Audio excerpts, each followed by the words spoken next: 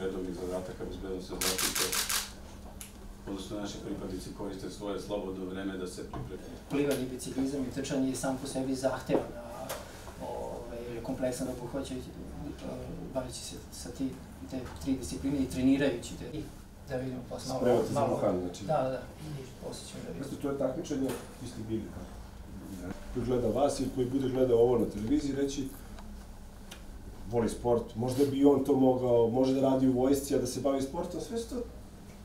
To je ono što mene radi. Znam kako sam bilo, što sam dobila nove puške, to je bilo opšta radost. Hvala.